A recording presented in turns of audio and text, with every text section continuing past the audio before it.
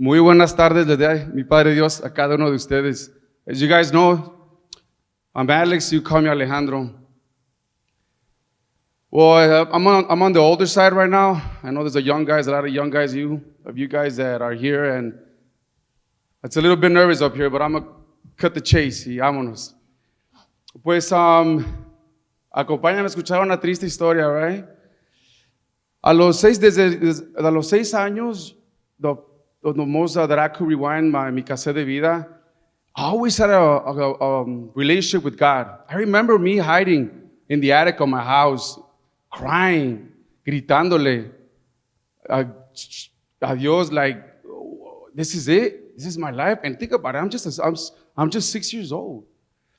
Ahí estábamos, I grew up in a family of 8, my parents, and I'm the youngest of 6. Pero aún así sentía que I had more, según yo. I don't know. I didn't feel the love of my dad. My dad was always in and out, having 2 jobs.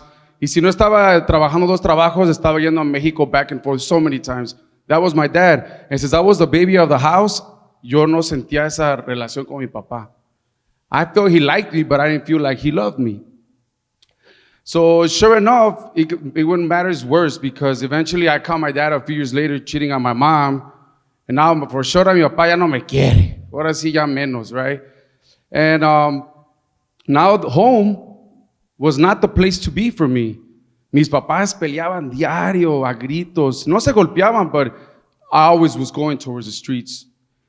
And as you guys know, the streets don't give too much. Nothing good.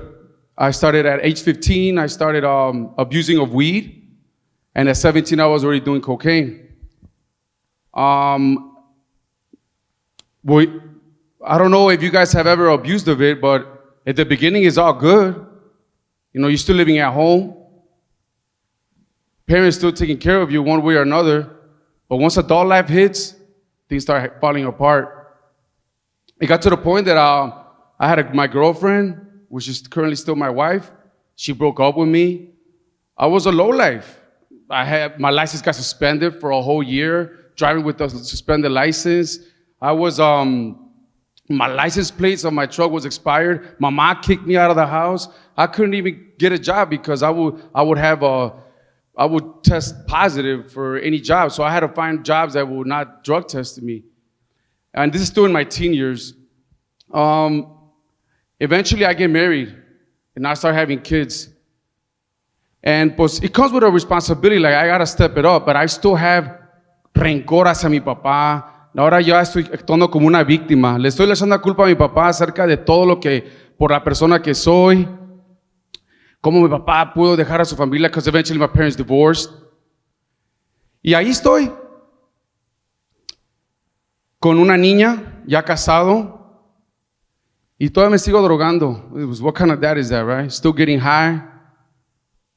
And what example am I going to give to my daughter? I'm still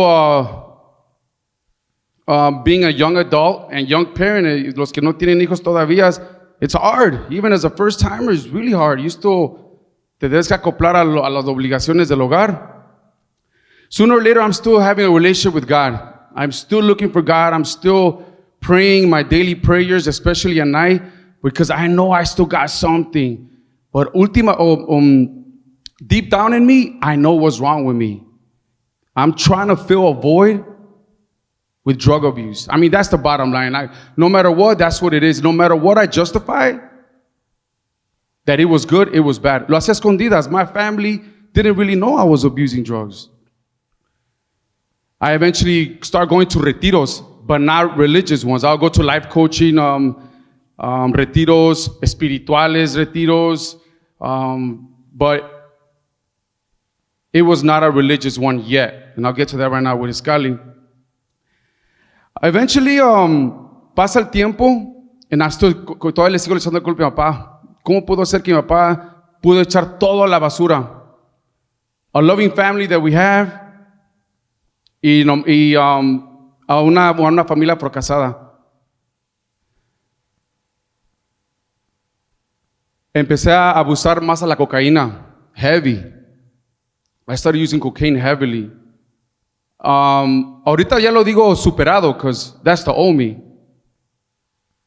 It will get to the point where I would just look forward to get my bag on the weekends y amanecerme. Y los que no saben lo que es una amanecida, well, you know what it is you're getting cocained out or wired out till the sun comes out. Let me tell you, it sucks. It really sucks. I started, and I had the money for it.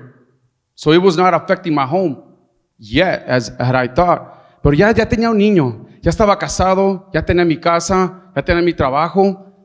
And here I am, wasting valuable time, and I'm still considered young, even though I'm 36. Like, what am I doing with my life? And I'll be just contemplating that. Even when I'll be high under the influence of any other both substances, I would still talk to God. Hasta me daba vergüenza. Like, hey, put some respect to God. But I would still think about, like, estoy así because of mi papá. Estoy así because of mi papá. Llega un día de Christmas Eve, 2021. I party, guys. Good.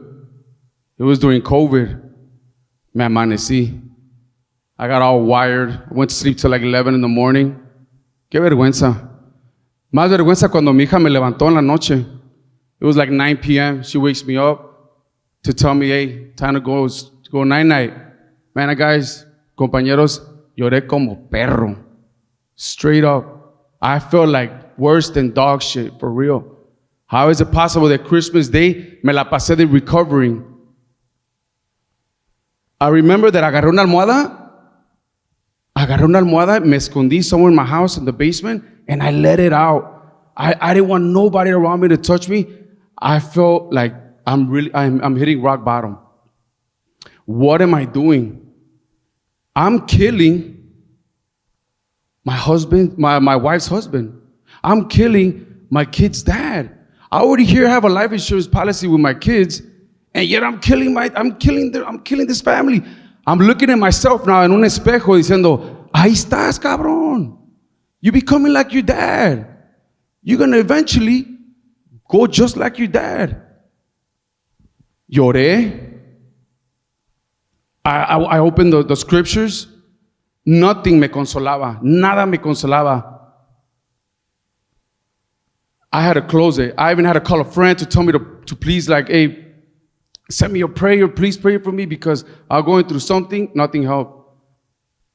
Me amarró un huevo, dicen en mi rancho. And I stopped cold. All the drugs that like that.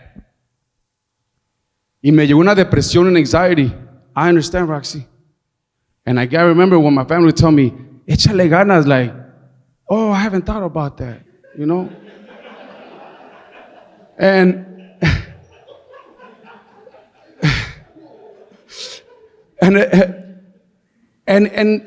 it would get so bad that I would tell myself, like, Alejandro, lo tienes todo. You got your grandparents, you got your parents still, you got your siblings, everybody's alive, you got your wife, you got your kids, hasta perros tienes, y también las deudas. También tengo deudas, you know? Like, what else can I ask for? Why do I feel depressed and anxiety? It was also those withdrawals that I was having. I started having a really dark times in my life. Gracias a Dios, I kept picking up where I left off in the Bible. I read the Bible. I picked up and me escondía. I remember this one time I went to the forest and I me escondí. Y con gritos le grité a Dios, like, what do you want me? What do you want from me?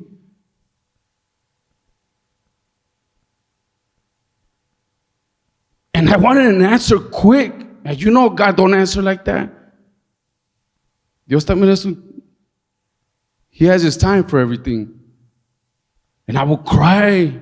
My family saw me in those times. I was skinnier, I know. I let my hair grow. I looked like a walking bum with braces. Ya se me ha quitado. No, with braces. But I did it again. I did 2 of them, 2 powerfuls, exclamando de Dios. Because está escrito en las Biblias, when you want to talk to God, you got to let your heart open. Que te escuchen, Rúa. It's in the Bible, Rúa. Cuando exclamas a Dios. Nada. Me llegó un rayo de luz. Mi prima Debbie. She had lived this retreat. And her as well. Había vivido retiros pasados. Agua viva, vive ya. All those retiros that they were good. They make you improve.